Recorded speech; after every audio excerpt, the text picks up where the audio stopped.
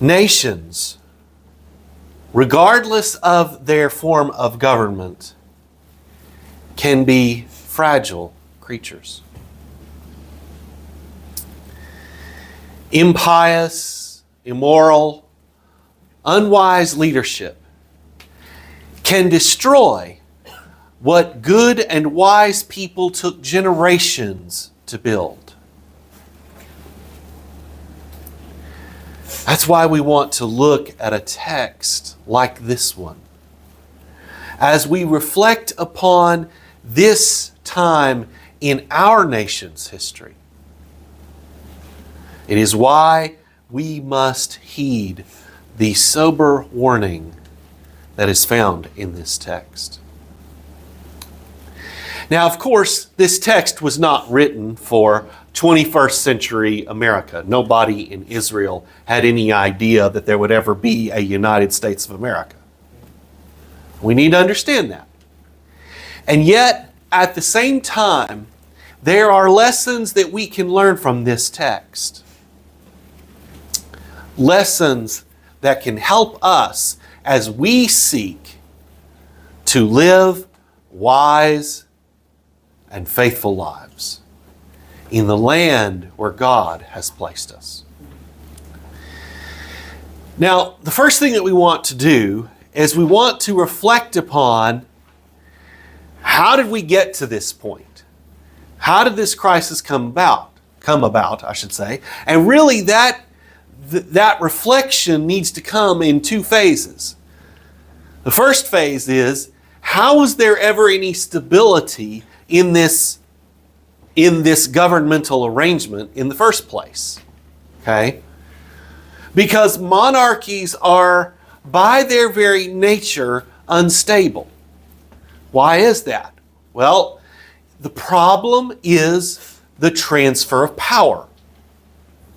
You see, in a constitutional government like ours, or even like sort of the tribal confederation that Israel had before the kingdom, you have a power that is separate from and above whatever person or people are ruling at any given time. And that power is then able to regulate the transition of power from one person or group to another. There's something external to the system of power itself that regulates how that system of power works. Listen, transfer of power is hard enough under any circumstances, okay? There were a lot of people who wondered, including a lot of our own founders, who wondered, would we survive the transition of power from one group of people to people who had the opposite political perspective? In other words, from John Adams to Thomas Jefferson. There were people who wondered if that transfer of power would take place and if it would be peaceful. But now imagine that you don't have this supervening authority that governs how that transfer of power takes place. And you are the monarch. You're always going to be looking over your shoulder, aren't you? To try and figure out, okay, which of these jokers wants to take the kingdom from me now? Some of them want to take it from you because they think they can do a better job of it. Some of them just want to take it from you because they want what you got.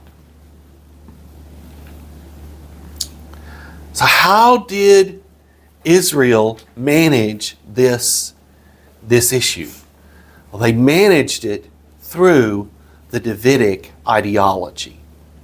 This conviction that the house of David was the chosen and anointed king of Israel. Now, this ideology had its roots in, and got legitimation from prophetic activity. It is this religious legitimacy that provides the external sort of power, if you will, the external point of reference that people can turn to and say, okay, this is how this is supposed to work. Now, of course, if you don't actually win battles on the battlefield, you're not going to be able to carry that off, right? So military success is an important part of this. But lots of kings in the ancient Near East tried and failed to pull off this stunt, right? They had their prophets that said that this person is supposed to rule and blah, blah, blah, blah, blah. And either they lost on the battlefield or somebody killed them anyway. So how does this work? How can this monarchy be stable? Well, there's one element that we haven't talked about yet, and it's vitally important for our story. What is it? It's the temple. Now, most gods in the ancient Near East had multiple temples, okay? Now, they might have had a main temple in one city or another or whatever, but they were worshipped in multiple places. Yahweh makes it very clear that the only authorized place of worship is at this temple in Jerusalem. And that temple is not just identified with Solomon, but with Solomon's father, David. Part of the reason is because David did a lot of the preparations for the temple. But 2 Chronicles shows us that it's also because David was the one who constructed a lot of the worship apparatus. He's the one, well, him and his officials, they're the ones who said, okay, there's going to be singing, and we're going to have these kinds of musicians. They're the ones who wrote the songs. They're the ones who said, okay, we want these people guarding the temple on this day and these people guarding on that day. All of this stuff is set up by David and his officials. Now, it might have been altered some later, but in the living memory of the people of Israel, when they look at the temple, they are looking at David's work. And so you have this constant physical reminder. Yahweh is our God.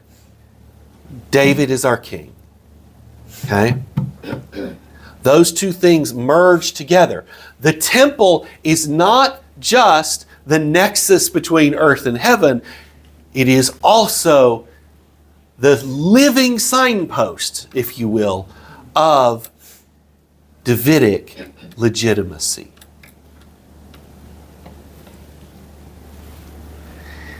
Sounds like a good plan, right?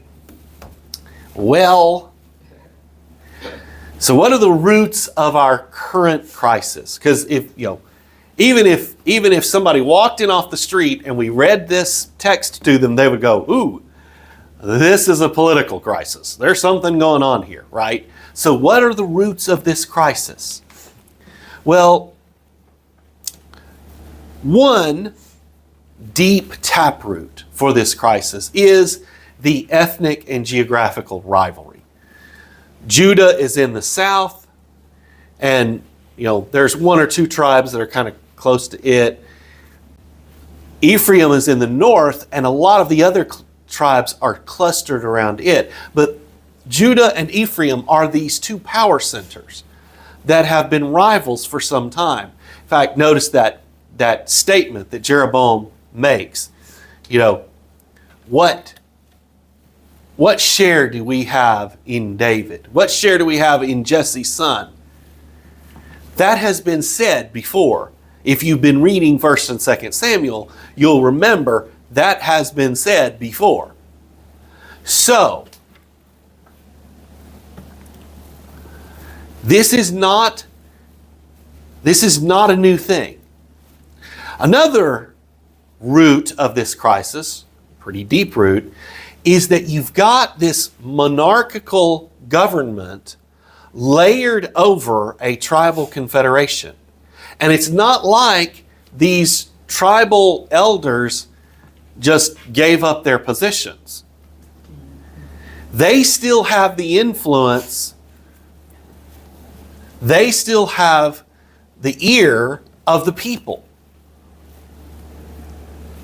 And they want their concerns to be heard. This actually continues to be a problem throughout 1st and 2nd Kings. And part of the problem for Rehoboam, we'll come back to this in a moment, is that he does not understand the people he's ruling or the way that their world works. Okay? Now, these are two pretty serious problems, all right? There's no getting around the fact that these are very serious problems, but they needed a spark to get set off. And they get 3 of them. There is Solomon's personal corruption or personal decadence. Solomon liked girls. We're not surprised by that because so did his father. But Solomon takes it to a whole new level. Right? Okay? 700 wives of royal birth, 300 concubines.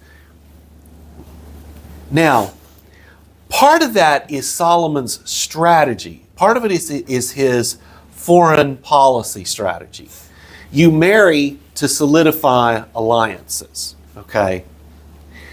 But here's the thing. When you marry a foreign wife, you're supposed to do so with the understanding that she converts to your religion. But of course, that isn't often done in the ancient world because everybody else in the ancient world, they're all syncretists. They all, worship each other's gods to one level or another, to one extent or another. It's not such a big deal. But if you're an Israelite king and you're thinking, hey, I'm going to marry so-and-so from Zobah or such and such from Nineveh or this other gal from Egypt, you better be very clear about what this person's gonna do religiously once they come to your country. Solomon doesn't do that. We'll come back to that in a moment. Another issue is personal ambition. Obviously, there's Rehoboam's ambition. He wants to be king. And you can tell that he is speaking to the people out of his sense of ambition, out of his desire to do great things and to do even greater things than his father did. Very typical for how kings thought in that period. Obviously, there's personal ambition on Jeroboam's part. When the prophet comes to Jeroboam and says, hey, you're going to be king, the right answer for Jeroboam is absolutely not. I'm not going to betray my master. That's what David did. That is not what Jeroboam does.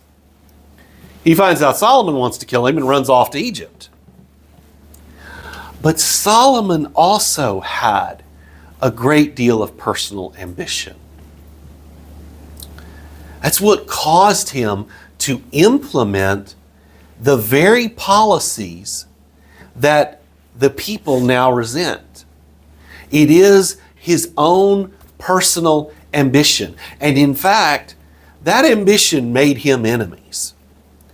It made him enemies within his country. It made him enemies without. It's very interesting. Solomon marries Pharaoh's daughter at the beginning of his reign. By the end of his reign, he and Pharaoh are at odds with each other. In fact, there's this incident. In the Bible, it's recorded seemingly as during Solomon's reign, the last years of Solomon's reign. No, I got it backwards.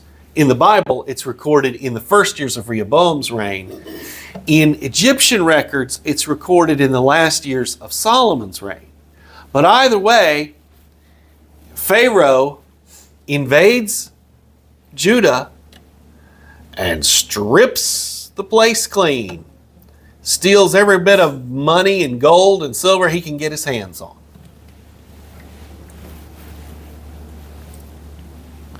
Solomon had made some enemies. But perhaps the biggest thing is that Israel, and especially its leaders, were falling away from God.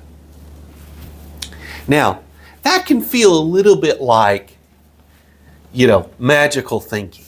It can feel a little bit like, oh, come on, really? This doesn't have anything to do with religion. So, let me explain to you how this works. Because God didn't have to do any miracle here. All he had to do was just let things go the way that they were going to go. Let me show you how it works. I want you to think about this. Solomon is building all of these high places for his wives so that they can worship their other gods. And in fact, he's going with them and worshiping some of these gods himself. And when he builds this big high place east of Jerusalem,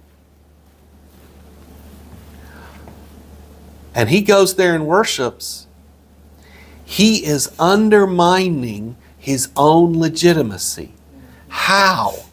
Because Israel's king is supposed to be associated with Israel's temple. And every time Solomon goes to another temple, he is literally undermining his own legitimacy because he's not at his temple. He's not at Yahweh's temple. He's not leaning into this building and its worship that he spent so much time trying to construct. The more that the religious life of the people becomes diffuse, the more that it becomes scattered among these other gods, the less that they are focused on this monumental achievement of building this temple. Solomon is sowing the seeds of his own destruction. And he doesn't even know it. This is a ruler who is supposed to be the pinnacle of wisdom, right? How could he do something so stupid? Because that's what everybody in the world around him did. Syncretism was the game. You get as many gods on your side as you possibly can. And oh, by the way, you build as many alliances as you possibly can. Solomon does not fully appreciate that Israel is supposed to be different. And it haunts Rehoboam. So we've looked at sort of the roots of this crisis, but now let's look at the crisis itself, and let's just observe the king has a choice to make, right? And we don't have to sort of explain what that choice is because you read it right there in the text. Here's what we need to observe. Rehoboam has neither the character nor the insight to make this decision. It's a tough decision to start with, okay? Because for all the world, anybody in an ancient Near Eastern kingdom is going to say, if you give these people an inch, they'll take a mile.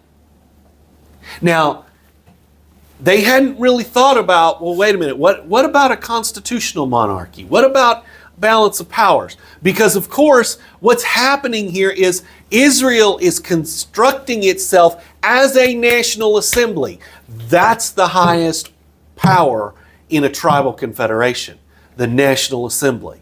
That's where the most important decisions are made. That assembly has real power.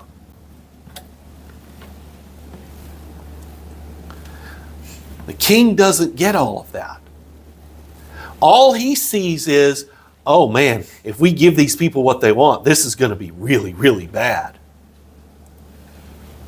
They're just going to bully me all the time, and I'm never going to get my way. I'm never going to be able to do the things that I want to do. They see power as a zero-sum game. Now, what the elders understand is that if he does not capitulate, he might not live through the experience. Why? Rehoboam and his young bucks might know a whole lot about how kingship works in the ancient Near East. They know next to nothing about the people that they are actually trying to rule. It's almost like they are ruling Israel as a foreign power because they have the mentality of a foreign power. We're just going to run roughshod over these people and do whatever it is that we think we want to do in order to advance our interests. The elders are looking at this going, this is not going to work. You might can do that in Damascus. You might can do that in, wherever. You can't do that here. But when you get people of questionable character and insufficient wisdom in positions of power, you should not be surprised when they make poor decisions. Sometimes those decisions can have disastrous consequences. Let's look at the consequences of this one. The first one is the most obvious, rebellion. And that rebellion is so severe that it results in murder, at least murder from the king's point of view. Remember, the National Assembly sees themselves as properly constituted. So, it's interesting. Rehoboam shows his stupidity by who he sends out to pacify or perhaps intimidate the crowd. He doesn't send out one of his older counselors. He doesn't send out even a young man in his group who's a good orator. No. Who does he send out? He sends out Adoniram, the head of the forced labor detail. The very thing the people had been complaining about.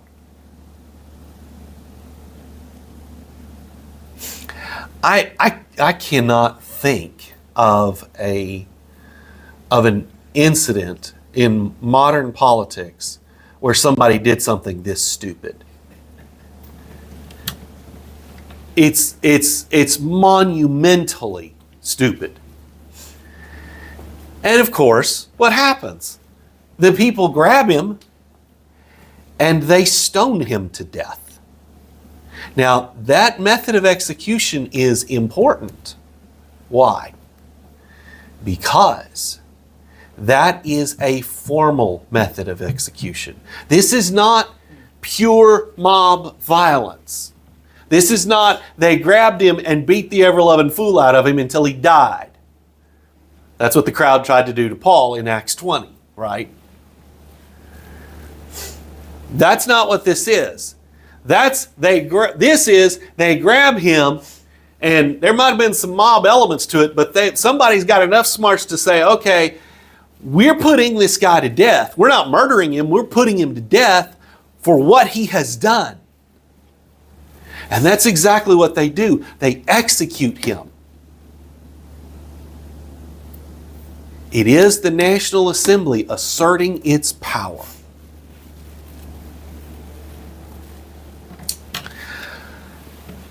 The next consequence is this simmering civil war. Now, it doesn't flare up into an acute conflagration only because God steps in and tells Rehoboam and his troops, no. You are not going to war with your brothers, the Israelites. We're not doing that. And to their credit, the army is just like, well, God has spoken through his prophet. We're not doing this. And they all go home. But there is a simmering civil war for at least 2 or 3 generations. And it's a civil war that flares up again right before the northern kingdom of Israel is taken into exile. But perhaps the most surprising and the most disheartening of the consequences of this situation is that there is a deepening divide between God and his people. Now, Rehoboam, he was raised in Solomon's house. Maybe we kind of get it. He's a polytheist. He's just, he's a syncretist, he's a polytheist. He's going to keep doing the very things that got Solomon into trouble because he does not understand how the people of Israel work. He does not understand even how the people of Judah work. He doesn't get that this temple is absolutely vital to his own legitimacy and that the worship of Yahweh is absolutely central to his nation's identity. So he repeats all the mistakes that Solomon made. But Jeroboam has no excuse, really. Now granted, okay, the kingdom's divided, they make Jeroboam king, and Jeroboam immediately realizes, we got a problem. Because these people are going to go up to the Jerusalem every year for festivals.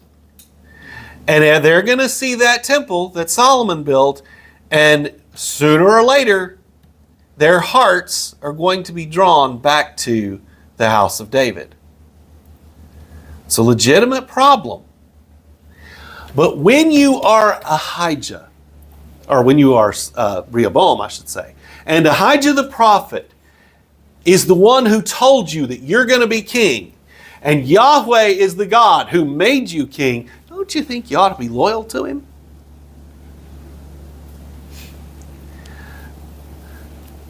What Rehoboam should have done was call for the prophet and say, okay, I'm king now, just as you said. What should I do? I've got this problem of where the people worship and how it's going to make them loyal to Rehoboam. What do I do? That's what he should have done.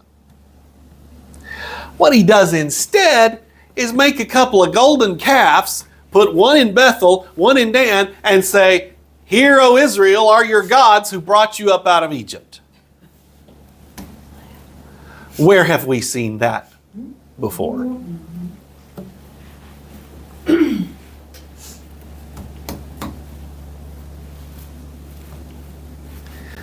Both men demonstrate that they fundamentally do not understand the nature of this kingdom or the identity of the people they rule. And frankly, both of them demonstrate that they are more loyal to their own power interests than they are to God. Because frankly, even if Rehoboam or Jeroboam weren't smart enough to see how being unfaithful to God would undermine their credibility as king, they shouldn't have been in that mess anyway, because their first priority should have been faithfulness to God. It's just like Natalia and I were talking about yesterday. The people who do well in life are the ones who understand that there are powers, there are authorities, there are things to which they are responsible that are outside of themselves and their family structure and the things that revolve around them. I was watching a documentary last night about a cold case in North Carolina where a police officer finds out that his brother was the killer. And the officer said something I thought that was very telling. He said, it's not that I chose my loyalty to my profession over my loyalty to my brother. It's that there is right and there is wrong.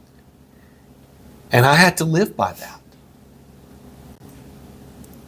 There's a superordinate loyalty structure that shaped his life.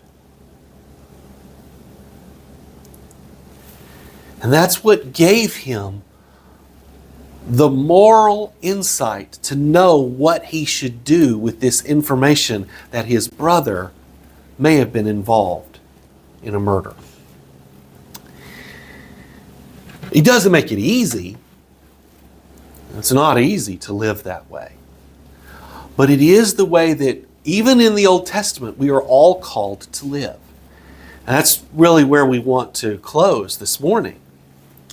You know, as Christians in the United States of America, we can't guarantee that every person we elect to public office is a believer. You know, in fact, we're really not supposed to do that. That's the point of having the freedom of religion, is that everybody gets to participate in our democracy, regardless of their religious perspective. But here's what we can do. We can plead with our fellow citizen to value insight and character. Now, of course, as Christians, we're going to say, and the best place to get that is in Jesus Christ. There's nothing wrong with us saying that. We should say that. But at the very least, we need to plead with our fellow citizens to think about character and wisdom. And we've got to take our own advice. Now, part of that means that if you're involved in a political party, okay, I am nonpartisan. I think that that's part of being a Baptist pastor, is that you are not immersed in party politics, because there's a lot of stuff there that just you as a pastor don't need to be involved in. But if you are a member of a political party, great. You can be a positive force within that political party. But you also carry with it certain responsibilities, and you have to insist that your political party does not tolerate corruption and foolishness. And of course, if you're politically active, you know, Roy's been in this position before. If you're politically active, if you've been elected to public office, your responsibility is to govern with wisdom, insight, and to be a governor, if you will, if you want to call it in the non-technical sense, a governor with character. Now, doing all of this will not guarantee the survival of our republic. Just like we wouldn't be guaranteed good governance or even the survival of our nation if we made everybody be a Christian who was elected. Doing these things will not guarantee the survival of your nation. But I can tell you this right now. If you invite foolishness and immorality into your political system, you are hastening your own demise. And to be frank, That is what we have been doing as Americans over the last 30 years, 40 years. We have been inviting foolishness and immorality into our political system, oftentimes for political gain. And it hasn't just infected our politics, it's infected the church. I remember I had a friend in my PhD work. She was a liberal Baptist, had worked with the District of Columbia Baptist Convention for years. And she had sat on committees that were dialoguing with the new Southern Baptist regime, which was much more conservative than she wanted it to be, and that kind of thing. The thing is, some of these guys were involved in pretty immoral things, but their peers would make excuses for their behavior. And I remember in her just uniquely Carol way, that was her name, Carol Wilson, she would say, "At least I keep the 10 Commandments." You know, it doesn't matter which side of the issue you are on. It doesn't matter which side of our political divide or our political debate you are on, or no side at all.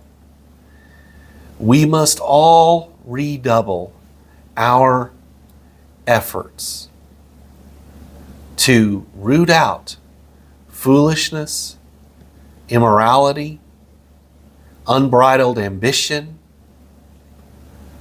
lots of other ugly stuff from our public life. Let us pray. Father in heaven, we are thankful for all that you have done for us. And we are grateful for this country that you have given us. Father, we pray that you would help us to be agents of character and vessels of insight